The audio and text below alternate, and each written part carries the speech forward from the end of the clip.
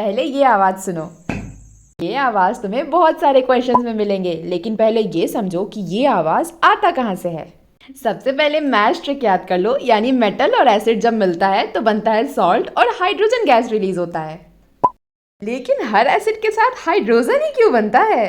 इस रिएक्शन में हाइड्रोजन को ना ध्यान से देखो, यही है वो हीरो। चलो मैं तुम्हें इसके एक्चुअल रिएक्शंस भी दिखाती हूँ। जिंक में हाइड्रोक्लोरिक एसिड ऐड करो तो हाइड्रोजन तो बनेगा ही बनेगा, और मैग्नीशियम लाने से क्या ये पैटर्न चेंज होगा? बिल्कुल भी नहीं। तो बस इस रिएक्शन के सामने एक बर्निंग स्प्लिंट ले आओ, जो भी हाइड्रोजन निकलेगा वो इसी साउंड के साथ जलेगा। तुम्हें पता है एक्सपेरिमेंट्स में हाइड्रोजन आइडेंटिफाई करने का ये एक इम्पॉर्टेंट तरीका है। तो क्या कॉपर भी हाइड्रोजन देगा? नहीं, कॉपर, गोल्ड एंड सिल्वर ये डाइल्यूट एसिड के साथ रिएक्ट ही नहीं करते। अगले वीडियो में तुम्हें गैस का एक अलग साउंड सुनाऊंगी।